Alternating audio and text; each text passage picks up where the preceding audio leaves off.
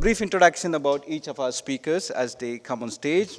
Ms. Nicky Shiels has worked in the financial industry since 2007 as commodity desk strategist, where she gained invaluable expertise in precious metals and base metals market.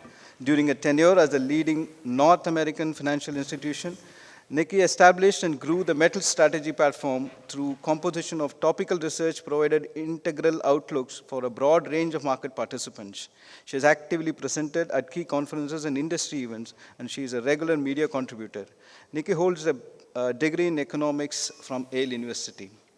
Rhona is the head of market analysis, EMEA, and Asia region at StoneX.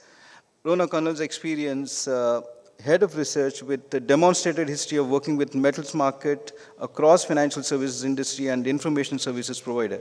Skilled in precious metals, metal suits, overall including industry application, analytical skills, market analysis, presentation skills, team management, knowledgeable about equities and capital markets, strong research professional with honors degree in law plus a Part 1A Natural Sciences from University of Cambridge.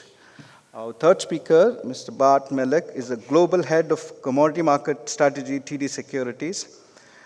Bart is a leading investment bank and in a financial services provider that offers advisory and capital market services. In his role, Bart contributes to the firm's strategic view by providing commentary on commodity markets and how they relate to the sectoral economic outlook.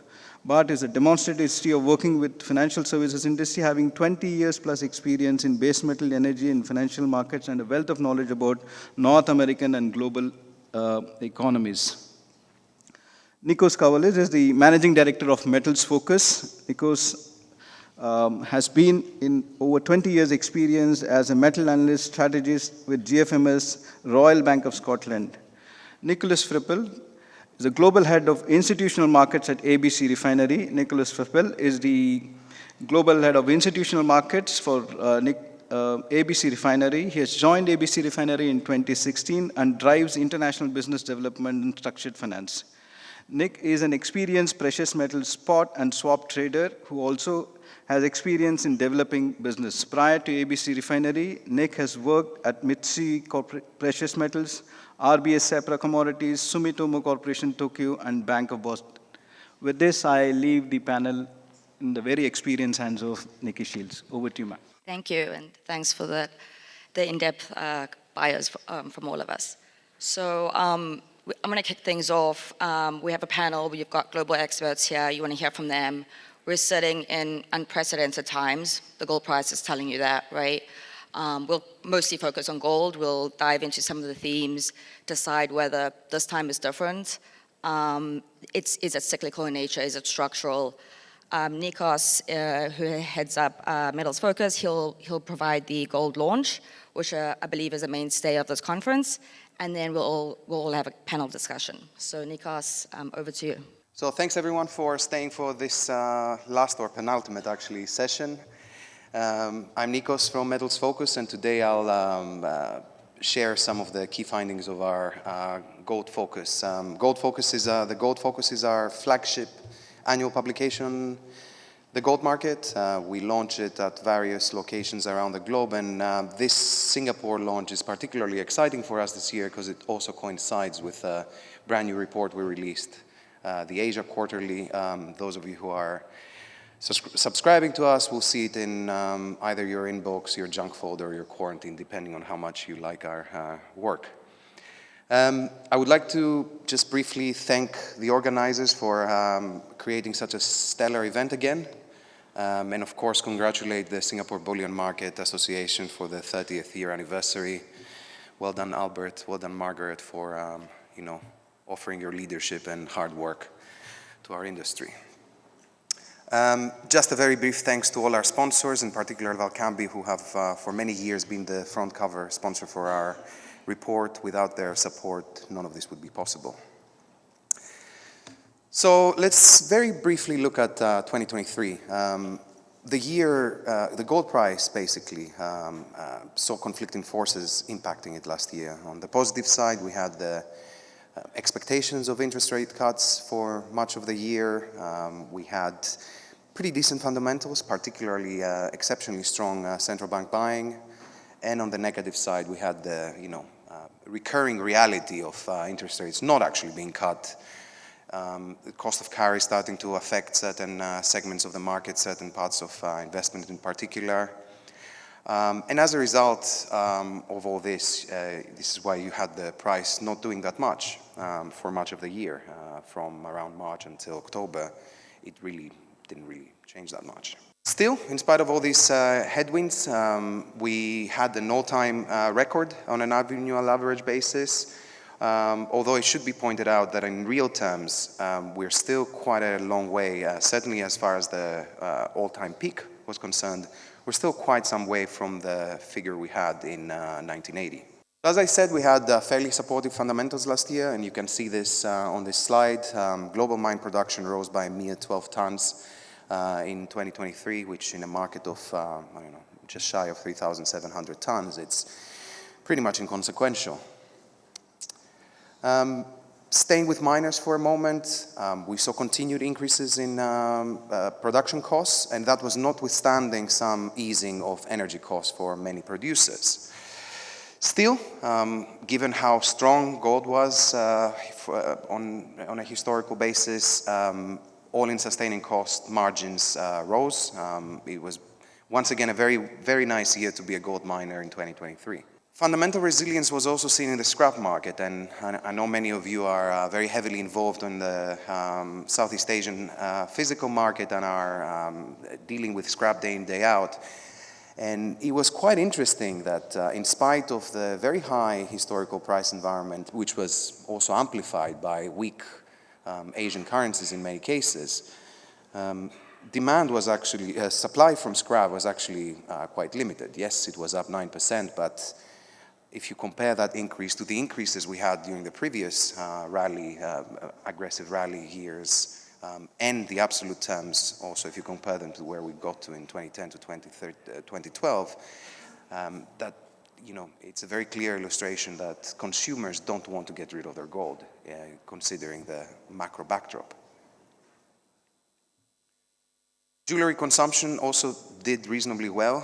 Admittedly, much of that was due to the, cyclical recovery after the pandemic impact in China. But still, on a global basis, if you consider that it was still up 1%, and then take into account how strong the price was, that was a very good result. Retail investment was also did not fare badly. Having said this, this was very much the product of Asian demand being very strong, while Western demand was very weak. Particularly Germany suffered very heavy declines last year. Once again, the star of the show was central banks last year, and it's important to stress that even though the overall net figure that you'll see in our report was somewhat down year on year, this was very much because we had very heavy selling for a very brief period of time from Turkey around the time of the country's elections. In fact, if you look at gross purchases, they were most probably an all-time record, at least to the extent that we have data going back. The benign fundamental environment, supply-demand environment, is likely to continue this year. Certainly has so far. We're seeing very modest increases in global supply, as mine production is not particularly price elastic, and also as we still see headwinds, or we still see the recovery of recycling being capped, limited by consumers' lack of appetite to liquidate. Similarly, total demand, in spite of the price being where it is today, we expect will only go down by a mere 2%. So let's turn to probably the most interesting part of this presentation, our price outlook, or what we see that will drive prices. So look, obviously, the fact that it's looking at like the cut to interest rates, to US interest rates, has been postponed once again, is obviously not particularly positive for gold. Having said this, we think that it doesn't matter as much as it used to. And part of that is because of the fact that even though they have been postponed by 3 or 6 months or whatever it may be, the consensus is very much, is still very solidly that rate cuts are coming. Maybe in 3 months, 6 months, 12 months, but the direction of travel is south. Just as importantly, US inflation has been, yes, it has been trending down, but it has been trending down much more slowly than we had previously expected. And that points to lower rates and yields in real terms. And the other point to stress here is that partly because of these reasons, partly because of other factors such as the geopolitical tensions and uncertainty, as well as concerns about the US debt, the sustainability of the United States debt, the correlation, the traditional correlation between treasury yields and gold has broken down somewhat. To summarize, look, at this point in time, there is a very clear overhang of tactical short-term speculative positions. So there is scope for further corrections from current levels. What I would point out, though, is that there's also a huge amount of FOMO, fear of missing out in the market. A lot of investors are still not long gold, and corrections or dips will be taken advantage of and bought into. And I think this is very much what we've seen in the last 2 or 3 trading days. The correction on Friday was very, very aggressively bought, and the price has stabilized once again. Crucially, later in the year, we see the bull market return with a vengeance. We're pretty confident that we'll see another all-time high before the year ends, and that will lead to another double-digit increase in the annual average for the year. And with this, I think I managed to keep it to even less than 10 minutes, Nicky, so I get a prize. Thank you very much for your time, and let's talk about the market together. Thanks, Nikos. So yeah, that definitely provides a great framework from which to sort of just jump into gold straight away. And I'm going to start with Friday, because Friday's price action was the largest fall since COVID. It's what a lot of people are talking about at this conference, and it encapsulates 2 big themes, right? It's central bank demand, given the PBOC headline, and it's US exceptionalism, given we had a very strong labor market data print. So I think, let's untie the Fed and the macro outlook first. One of the keynote speakers, JP Morgan, they have, their standard view is that they'll continue to see US exceptionalism and growth continue into the middle of 2025. So Bart, I'll jump to you. What is TD's core macro view in terms of Fed rate cuts? And do you think US exceptionalism, this higher for longer interest rate period, is going to continue, and how that plays into the gold price? Well, it's great to be here. Well, I'll start with our official call for the Fed, which is easy because I don't have to speculate anything. This is another group that says it. Doesn't necessarily mean that the market or I always agree. We did have, after all, the payrolls number that came out since we officially projected that. But at this point, we're looking at the Fed starting its cutting cycle in September, and that's probably 3 cuts for the year, and then we think a total decline in the Fed funds rate of as much as 250 basis points. That we think will take us all the way into 2025. Which ultimately means that the cost of carry is going to be significantly lower as we move on. That, we suspect, will again start attracting institutional investors in the Western world into bullion and precious metals broadly. That's ETF purchases, that's on the CFTC, the COMEX long speculation. And what was that, Nicky? Exceptionalism of the US dollar? Well, the US dollar is still pretty exceptional. I know there are a lot of people out there who think the US dollar is, in imminent collapse. I don't think that fast. I think it'll probably be a grind lower.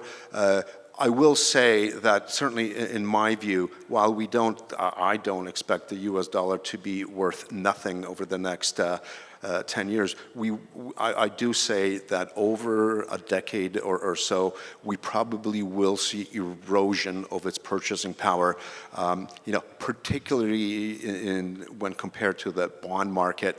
I suspect that real rates over the next decade or so will have to be quite low relative to previous cycles, mainly because the US is going to continue to amass massive deficits. We're looking at maybe $1.6 trillion over the next 2 years. That's on top of a $35 trillion debt level, which is well over 100% of US GDP.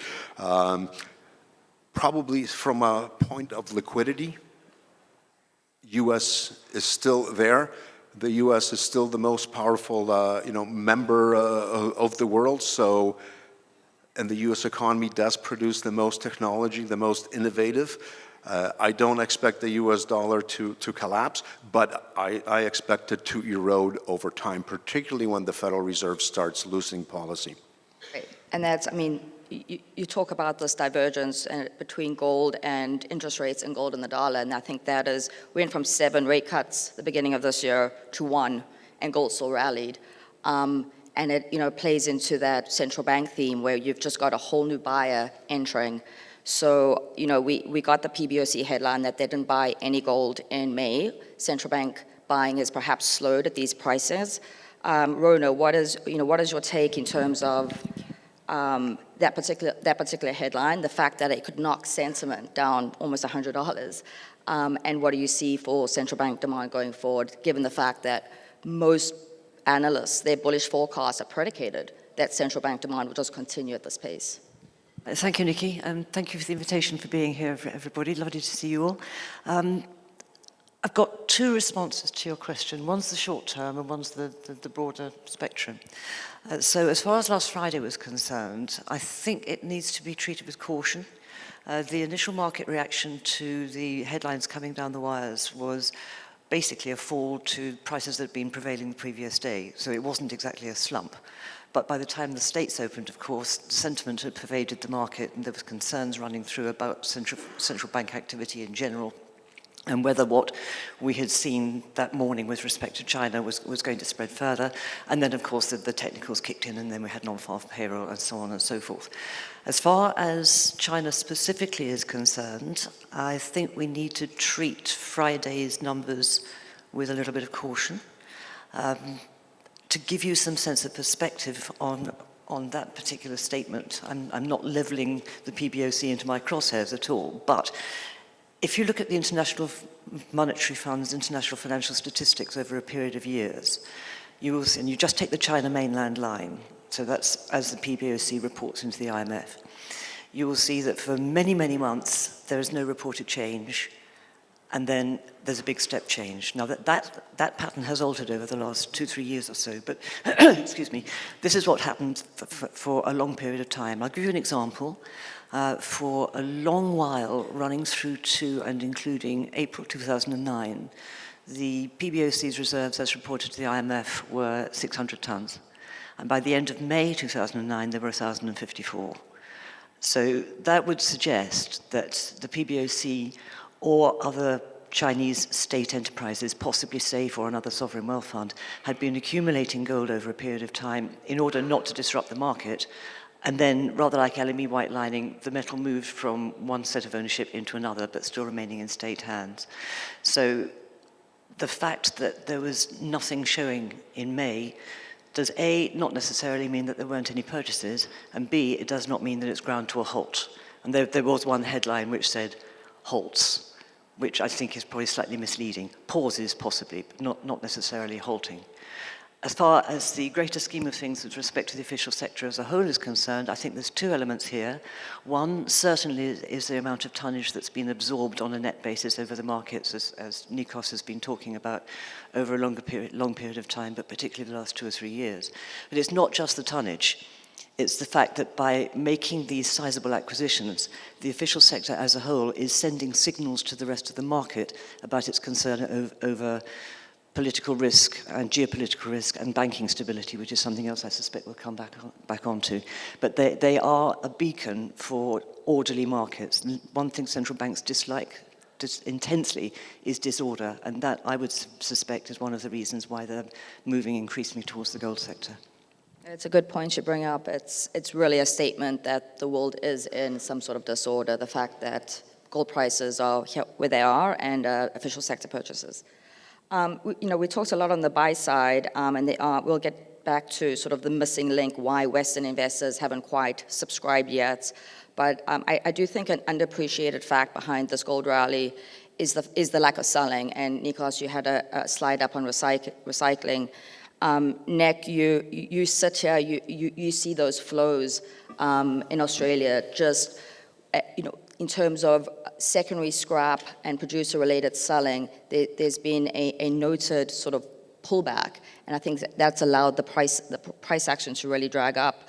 What are you seeing in that sector? How do you interpret it? And is it in fact an underappreciated tailwind to higher gold pricing? Yeah, absolutely. I think the first thing is when you talk about supply, producer hedging beyond all but the most nominal amounts is still out of fashion, so that's one source of supply. And one thing that was really notable in the massive run-up we had was how little secondary was coming out of Asian markets. And it's difficult to sort of piece together why that would be the case, but I take it as a kind of negative view domestically on local currencies and expectations that not only would the gold price carry on rallying and part of a trend, but also that local Asian, or certain local Asian currencies will remain under pressure relative to the dollar. And I think both those things came together to kind of diminish the amount of supply. I just want to add one thing, actually, going back to something that the question you posed to Bart, which is that about American exceptionalism. I think we're in broad agreement, but the one thing is it's all relative. So the dollar, the other CBs other central banks will probably outdove the Fed. So even when the Fed does roll and pivot, other central banks may have pivoted further and faster. I mean, yeah, absolutely. We had the ECB cuts, SMB's cuts. We're probably going to get the Bank of China cutting. So you are entering this G10 rate cutting cycle, but G10 ex-Fed is cutting ahead of the Fed, as you said, outdoving the Fed, which still keeps a sort of higher for longer US dollar going forward. So talking about, Western demand, Bart, you brought that up. It's, is it rate cuts? We've seen 3 years of consistent ETF outflows, yet gold prices rallied, but that is the missing link in terms of we're not firing on all cylinders from participation. What gets both retail, institutional investors really engaged in gold again? Because again, it's been driven by central banks, and I think mostly the East, and you see that flow from West to East. So perhaps I'll open to the floor, whoever would like to take that. Well, maybe I'll give the first shot at it. I think you're going to probably have to see the equity market have a bit of a correction and one that sticks. Because right now, it's very, very expensive to hold any zero-yielding instrument. Gold yields very zero for most investors, especially if it's held in physical form. And bullion banks can get a yield on it, but very few others can. So if you've got an equity market that's exploding to the upside, there's a lot of opportunity cost. Similarly, if you're going into 5 to 10-year duration in the fixed income market and you take on a bit of credit risk, you can get 600-700 basis points of very reliable returns. And that is a very expensive proposition to hold gold. When we look at gold over the very, very long term, there is a very strict inverse relationship between equities and gold valuation. So gold does better when equities tend not to.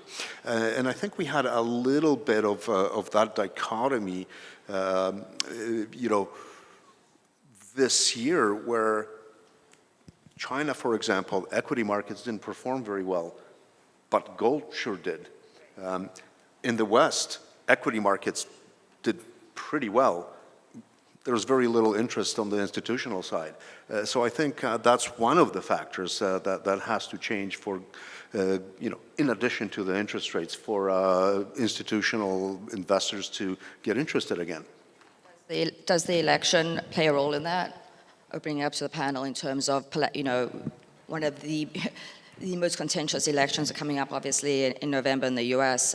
Does that get institutional or Western investors back involved in gold? Not just the US, but what we've just seen in Europe, South Africa, India, Indonesia, you name it, more than half the world's electorate will have an opportunity to vote at some point this year. To take a specific entity, the Association of Chartered and Certified Accountants, which has got thousands of members, it's based in the States, but it's global, and a lot of those members are within the banking sector. They have a regular survey, and the most recent one was about 8 weeks ago, and one of the questions was asking each participant to identify what they thought was the most important element of geopolitical risk this year. And by a mile, it was general elections, not just the presidential one. Right, but that's playing out, it's not really playing out in the equity markets, right? We've had, equity markets are pretty tame, it is playing out in the gold market. Anything to add, Nikos or Nick, in terms of, equity market volatility? Sure, we need some of that to get sort of the West accumulating and ETFs reversing. Anything else? Rate cuts? Yeah, look, I think when it comes to Western investment, it all has to be taken, we have to put some context. I mean, this weakness, or in some cases net liquidations, follows a number of years of, once in a generation buying. So I think there's an element of market saturation. I think there's an element of, prices have gone through the roof. It's actually arguably quite healthy for some profits to be taken.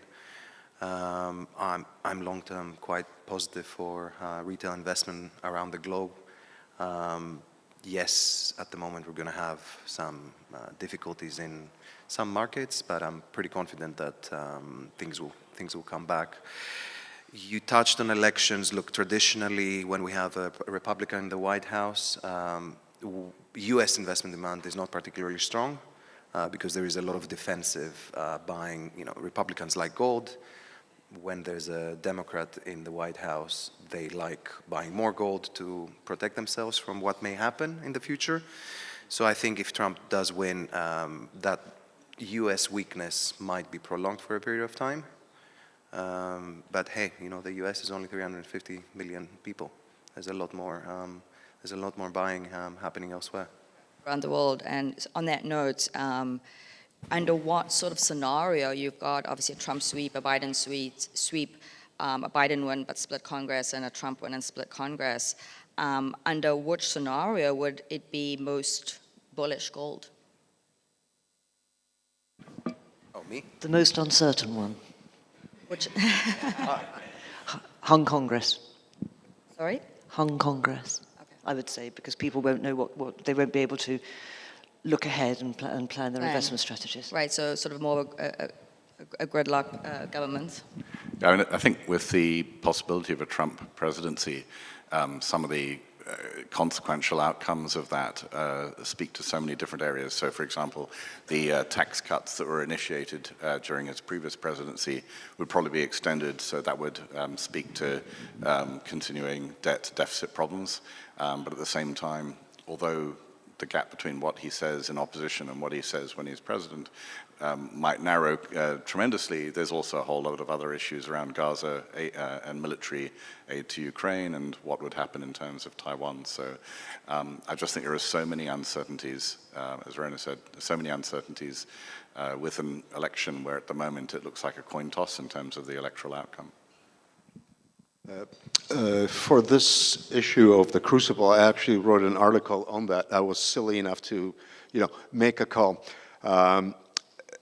I think if you have a Congress dominated by the Republican Party and a presidency, chances are we're going to have higher deficits. There'll probably be some sort of a tax cut program, but spending is unlikely to move. Americans, very much like I think the rest of us, really like to spend a lot, but don't enjoy paying taxes. So, you know, the corollary to that is you're probably going to get deficits that are higher than the Congressional Budget Office projects. That typically is a good thing for gold, because I think ultimately the Federal Reserve may very well be forced to keep rates in real terms a little lower than it would like. It'll be probably tougher to hit the 2% inflation target for the Federal Reserve, and probably, you know, budget deficits as a proportion of GDP may even grow beyond the current 6%, and that's tend to be inflationary. So, you know, very much will actually depend on what the Fed is thinking. Is the Fed going to get restrictive under those conditions? I think probably not. They don't want an economic collapse either. Remember, they are a dual mandate bank, central bank. It's both full employment and price stability. I think, you know, if the Republicans dominate, that's probably on the margin more positive for gold than if a Democrat administration is dominant. A mixed Congress, man, who knows? You know, I don't know anything that actually will get done. That might not be a bad thing. Yeah, you bring up a good point. You know, the market seems to be a little bit fixated on what the Fed does this year. It's not about this year. It's about after elections, what the Fed does after elections. And you've got two candidates who are both not moderate, they're not fiscally responsible. So we may have a higher for longer Fed, but again, you've got these fault lines developing on the fiscal side, debt sustainability, regional banks, Rhona, and I mean, what keeps you up at night? Because we're getting into very frothy territory. Sort of feels like when you look at meme stock, you know, look, the sort of meme stock reaction. It feels like 2007, like something's going to crack, right? So again, where are the fault lines? Where are the canaries? What should we be watching out for? I'm just so glad you mentioned 2007. I am still hurting from being, I wasn't alone, but it doesn't absolve me from fault. I did not spot the significance of subprime in 2007, and it's still kicking me, which is one of the reasons why I've been banging the drum for the last 12 months about risks in the small to medium-sized banking sector. Not just in the States, particularly with respect to commercial real estate. Goldman's put out a very interesting piece about 8 months or so ago on the possibility or likelihood, they thought, of 4 of the Chinese 5 major banks having to either pass or cut dividends. And Europe is still treading on eggshells. So what keeps me awake at night is stresses in the banking system, because I don't think they've gone away. Any other comments? Just maybe one. I think One comment, Bart. we could see a much more adversarial United States, I think, under a Trump administration with respect to countries like Iran and China, which may precipitate, you know, non-affiliated central banks to acquire more gold in their portfolios. Nikos? You go first? Okay. Yeah, I was just going to say, you know, when you look at some of the valuations in CRE for properties that are, you know, B and C rated in smaller cities outside, say, New York, Chicago, and San Francisco, some of those valuations are absolutely shocking. And, you know, you have to think that's going to feed into regional banks, which are generally the major lenders against those properties. So that's probably, you know, the thing that bites you is the thing you don't expect, but that is certainly one of the things you ought to expect, I reckon. Yeah, for me it's slightly different. What worries me the most is the fact that an assumption of government support has become prevalent around the globe, which implies ongoing deficits forever, big deficits forever. And what keeps me up at night is, I mean, I sleep like a baby mostly, but you know, what worries me a bit is what this means for sovereign solvency long term, and what happens. How do we fix that? Do investors basically take a haircut, or do we move into a massive sort of austerity period, which will be very difficult politically, obviously? Or fiat currencies just collectively roll over, right? Or that. Okay, great. I think we're going to pivot a little bit. We spoke about gold, but silver, it's, for me, silver it's the best of both worlds in terms of copper and gold, but, what is your outlook on silver? Can it capitalize in a more slowing economy? What takes it, because it seems to be just trading big figure to big figure. What is the outlook on industrial demand? And is this idea that sort of solar is perhaps peaking? Is that too early? Any insights around silver? I'll leave it open to the panel. Look, I'm long-term very bullish silver. Demand is very strong. We try to flex our models to create a bearish scenario, and it's very hard fundamentally to create a bearish scenario. However aggressive our thrifting, etc. assumptions are. There's still plenty of stock at the moment, but by definition, stocks are finite. So I think for now, it will probably continue to trade in line with gold. But over the next, let's say, 3, 4, 5 years, we're very much expecting a more traditional, fundamental bull market, similar to what would happen in, copper or nickel or something. Right, any kind of real asset. If we are moving into a higher inflation regime where there's questions over fiat currencies, the world just seems to be short metal or just short commodities or inflation protected commodities. Yeah, and look, for us, the biggest driver of our bullish view is just fundamentals. We see deficits for as far as we can project. And what's that being driven by? Industrial demand. Mostly industrial. Yeah, whether this is from traditional electronics, PV, you mentioned it, we don't see it peaking, not yet anyway. Other new energy applications, and keep in mind that we are already applying pretty aggressive thrifting and substitution assumptions here, and we're still looking at big deficits. I would add one wealth warning, if you like. Absolutely agree right down the line with Nikos, but then Metals Focus know a lot more about these things than the rest of us, so I'm bound to. So from a fundamental standpoint, absolutely, yes, wonderful long-term outlook. My one note of caution is just to remind people how volatile it can be. So if one is looking to take a long-term investment, for example, take it and leave it. Don't try and finesse it, because when I always think of silver as Cinderella, it stays below stairs for months and months and months, comes to the party in a blaze of glory, entrances everybody, looks gorgeous, and when she leaves faster than she arrives. And it happens so many times to silver. Right. I mean, I think a lot of it is this year, you just look at a copper-silver chart and they're trading hand in hand, and it's the story and it's the fundamentals, and it's got that together, but it's also got the high volatility, a high beta asset versus gold. I think one of the things is, given that it's got a great sounding story, but it's a matter of, when. I think one of the things to look for is, and it may take a long time, is signs of inventory being run down, but also signs of that coming through in the forward market. And if you start to see signs of tightness in the forward market that's persistent, then that probably is a bit of a signal to say, okay, now's the time to get in. To really get in. Yeah. I mean, it's one of the things I have such difficulty with, where we forecast deficits, yet the forward market and the true physical indicators do not indicate a deficit market.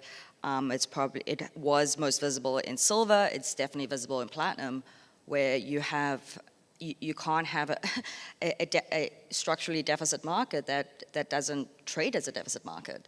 So it goes into that above ground stock story, which is very evident in the white metals with silver or PGMs, but having some sort of clarity. We've had 2 decades of low interest rates, and so stocks were able to be built up. But again, what are your views around above ground stocks and how that impacts the deficit story across the white metals? Well, I'm really frightened now because we all seem to be agreeing on silver, and that's probably never good for analysts because something weird happens. But we also at TD Securities are expecting pretty significant deficits of, for as far as the eye can see. And I've written on this, for quite a while, and it's always challenging to explain to people, how is it possible that was it 2 years ago, had the biggest deficit at the time ever, and then prices dropped.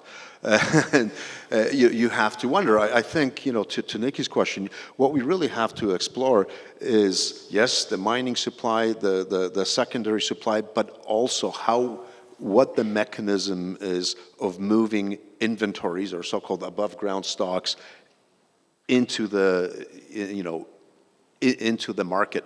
And that is a function of lease rates and just incentives to move metal out. As I said previously with gold, in a high interest rate environment, it is expensive to keep bullion, and it makes a lot of sense to buy treasuries or equities with that capital. And I think that's probably what we're seeing. My understanding is, and it's being confirmed here in Singapore, that there are still plenty of inventories, not only in LBMA and your regular what we can account, but also a lot of private stock that may make it under certain conditions into the market. I do agree it will take a while to erode them to a point where it becomes traded like copper and others, where the above ground inventories are minimal and it's the pure supply demand fundamentals that drive it. And longer term, I'm extremely positive on it, because as the world goes into net zero and we're moving into more and more electronics as part of the economy per unit GDP, silver demand is going to continue to move higher and higher, and we don't really see anything massive on the capital side that would expand mining capacity, particularly on the base metals, which account for most of supply of silver. Just wanted to add one word of caution. After all this very bullish talk, there is one potential wild card, and this is the possibility for the Indian market to move from being a consistent buyer, retail investor buyer of silver, to becoming a supplier. There's a bucket load of metal has been accumulated over the years. We count that as demand, so implicitly we don't count it into our above ground stock sort of terminal market inventory, but at some point, that could come back. I think it's unlikely because there's still an argument for investing in hard assets in India. But if that were to change and that positive were to become negative, that could change the supply-demand picture quite dramatically. It's a good point, because the inventory is sitting on the sort of, whether it's gold and silver retail side of things, whether it's the industrial side, and is it higher prices that entices that secondary inventory back? Or is it lower prices? Is it a change in the macro? Is it a change in interest rates? Is it a change in the demand outlook? What unleashes inventories in various forms? You mean specifically talking about retail inventories? I think it depends on the retail investor. I think it's a combination of what other options you have to put your chips, your money. I think it's what the price has done for the past 3 months to 6 months, particularly vis-a-vis what you expected it to do. So, for example, looking at silver, I think a lot of the liquidations that we've seen in Western markets, like North America and Australia in particular, have been very much linked to the fact that, the silver squeeze sort of memes promised prices to go up by 50, 100%, and they didn't. Triggered by the fact that, they bought coins at 50 or 100% premiums over spot, and suddenly their mark-to-market collapsed, after 24 hours. And after 6 months, the price didn't double and treble. So it really depends, I think, on the geography, the type of investor that you're looking at, etc. Okay, thanks. We've got some Nick questions. probably knows quite a bit about this too. No, I didn't have a particular strong view on that. Thanks. Sorry. We have some questions from the audience. What proportion of gold investments are held in physical form versus paper instruments like ETFs and futures? I think it's China, but also I think it's interesting to explore that physical versus non-physical derivative question in terms of how are people investing across precious metals, but I'll leave it open to the floor. One thing I would say, which doesn't answer the question directly, but I think it's an important point to make, is respect to Chinese ETFs. The World Gold Council puts out wonderful numbers on the ETFs every month. They track something like 75 or 76 funds, I think it is. And they give regional breakdowns and breakdowns by country. Now, over the course of the past couple of years or so, we've seen bleeding from Europe and from North America. But over the past few months, the Chinese ETFs are up by 25%. And the point that I want to make here is that Europe and North America are holding sort of 1,500 tons, 1,600 tons apiece. Chinese ETFs are only at 63. So the scope there for the shift in investment patterns from west to east, and particularly as someone was saying from the platform yesterday that the youngsters are starting to look at digital and ETF gold investment, that is potentially an explosive form of fresh demand for gold. Yeah, absolutely. Anything to add? But when not quite on exactly that topic, but talking about Chinese gold demand, which seemed to have done extremely well since the kind of rollover in real estate and also the sort of poor performance in equities.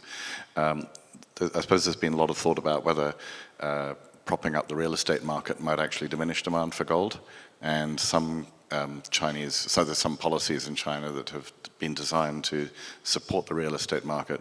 But if you look at them in detail, it looks like they're not really up to the task of supporting the huge overhang of Chinese real estate. And for example, most Chinese borrowers are stuck with Chinese prime loan rate, which is very unlikely to be diminished. So I don't think looking at through the real estate lens, that's going to necessarily hurt the recent trend of Chinese gold buying, even if there is some short-term good news. Great. We haven't really touched on sort of just general China macro and the economy, and you're getting. I'm certainly getting mixed signals.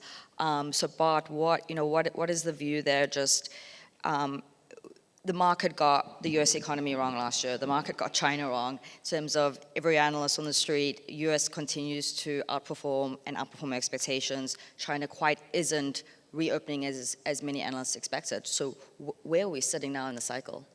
First of all, I'll have to say that forecasting is hard, particularly the future. Certainly, I have to say, I'm going to blame our macro group. They were wrong, and therefore, I listened to them, and I was wrong. Conveniently, I listened to them on occasion, but I always like to, direct my failures onto them.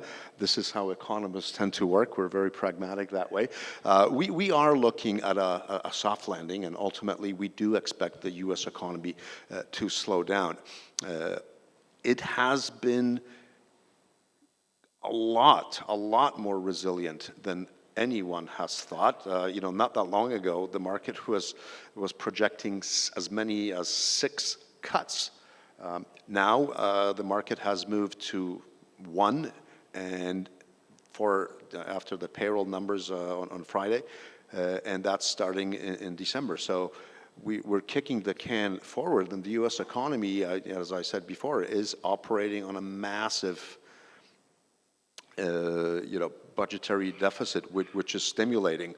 We do expect things to slow down to the point where the Fed is going to cut, but we think that happens after the summer.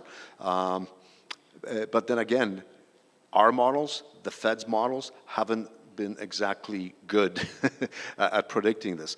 We suspect we will eventually be right, but that may be not until next year about the slowdown. As far as China is concerned, our Singapore Asia team here, who covers the macro, thinks that the growth in China is not going to be horrible, but it's probably going to disappoint a lot of folks on the base metal side who are super bullish. We judge that the stimulus on the housing side is probably not going to be sufficient to really get the economy going, and there are going to have to be probably more heroic central bank actions, which we don't see at this point. But time will tell, and the secret is forecast often, and then ultimately you'll be right. We have about 2 minutes left, so I'd like to just wrap it up with sort of a speed round, one-word answers only to the panel. No explanation, just, speak from the gut. First question, are commodities as an asset class in a bull market, a neutral market, or a bear market? Bull?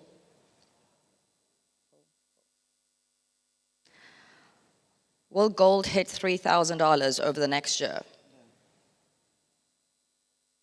Over the next year, will gold hit $3,000 over the next year? In US or? In US dollar terms.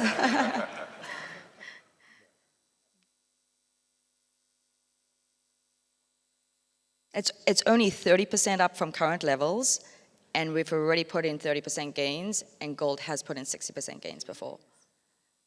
Hit, not stay there, yes. Where's my silver? Will silver be higher or lower next year this time?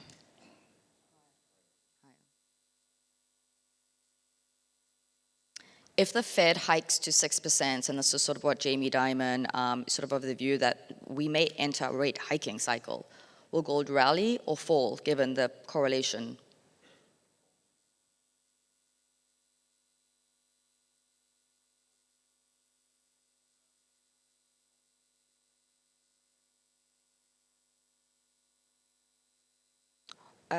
Will platinum maintain its premium to palladium for the rest of 2024?